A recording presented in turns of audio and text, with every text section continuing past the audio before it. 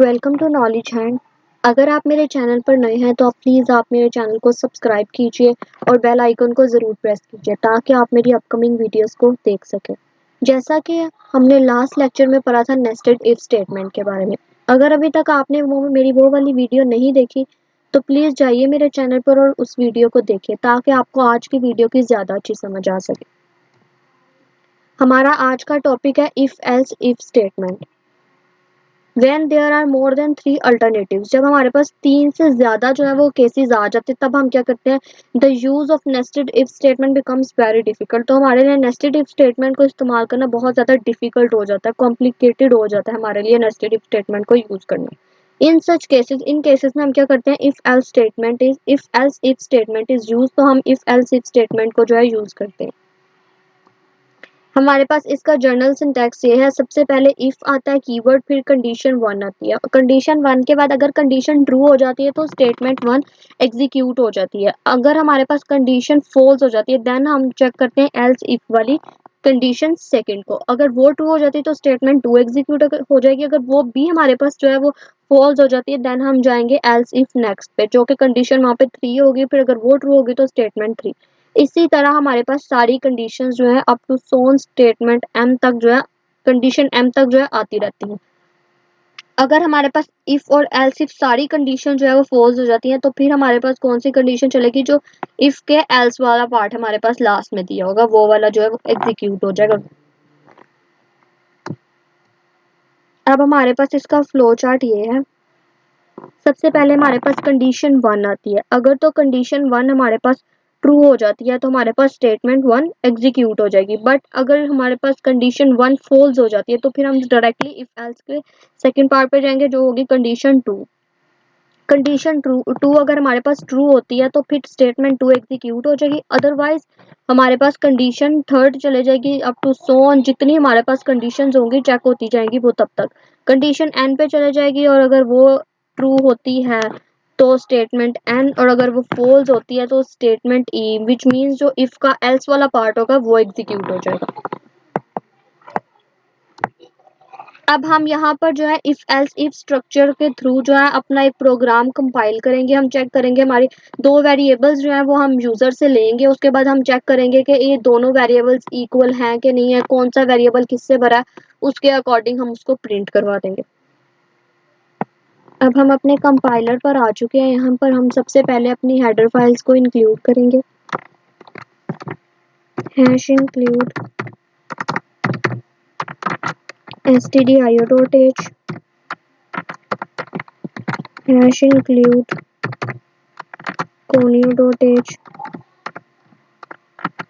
जैसा कि आप सब जानते हैं stdio.h जो है वो स्टैंडर्ड इनपुट एंड आउटपुट के लिए यूज होती है, जबकि conio.h जो है वो कंसोल इनपुट एंड आउटपुट के लिए यूज होती है।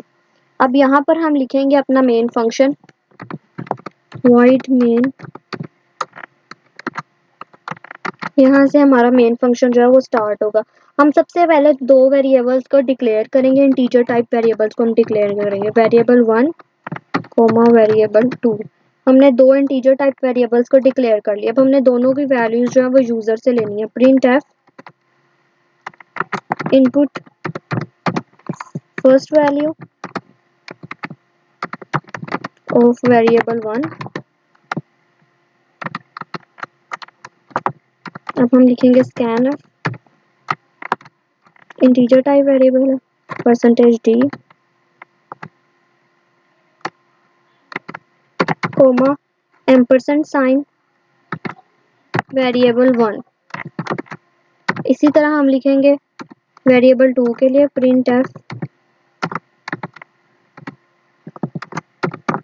Input second value of variable 2।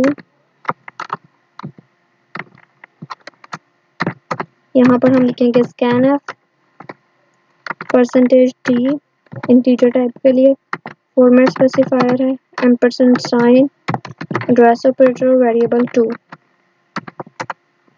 अब हम लोगों ने जो है दोनों वेरिएबल्स यूजर से ले लिया। अब हम अपनी कंडीशन लिखेंगे। फर्स्ट कंडीशन हम लिखेंगे if variable 1 not equal to variable 2।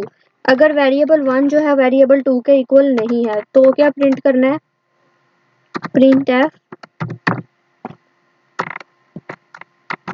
Variable 1 is not equal to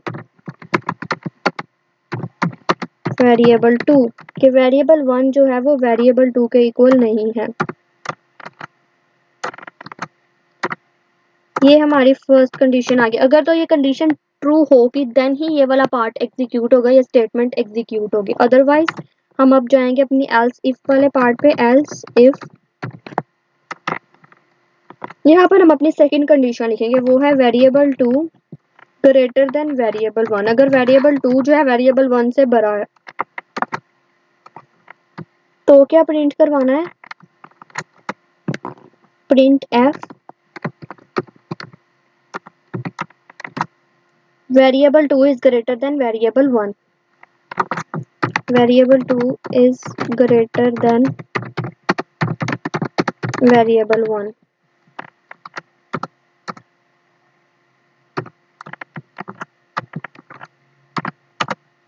इसको हम क्लोज कर देंगे। नेक्स्ट हम अपना एल्स वाला पार्ट लिखेंगे। एल्स में हम क्या लिखेंगे, printf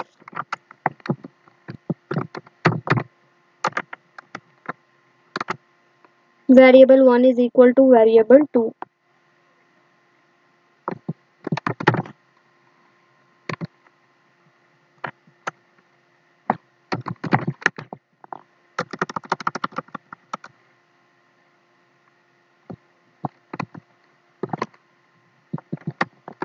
variable 1 is equal to variable 2 backslash n. ये भी पार्ट हमारा हो गया। अब हम लिखेंगे गेट सी एच,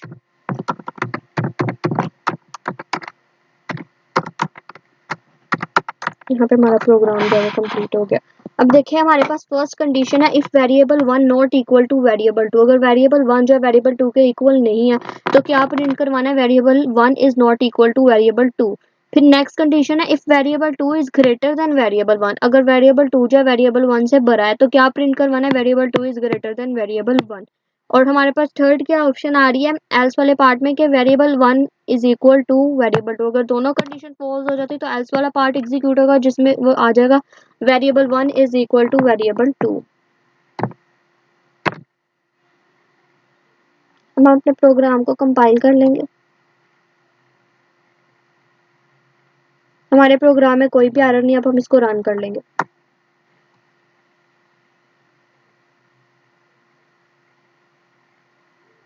सबसे पहले हमने वेरिएबल 1 की वैल्यू जो है उसको लिखनी है, वो हम लिखते हैं 20, इसकी हम लिख देते हैं 30। तो क्या प्रिंट हो गया, variable 1 is not equal to variable 2। First condition जो है वो पुट हो गई है हमारी। आई होप आपको मेरा आज का लेक्चर समझ आया होगा। अगर फिर भी कोई कंफ्यूजन है तो आप मुझसे कमेंट सेक्शन में पूछ सकते हो। अगर आपको मेरी वीडियो अच्छी लगी है तो प्लीज़ मेरी वीडियो को लाइक कीजिए और मेरी वीडियो को शेयर कीजिए और मेरे चैनल को सब्सक्राइब कीजिए और बेल आइकन को भी ज़रूर प्रेस कीजिए ताकि आप मेरी अपकमिंग वीडियोस को देख सकें। आज के लिए बस इतना ही। अब हम मिलेंगे अपनी नेक्स्ट वीडियो में, तब तक के लिए बाय।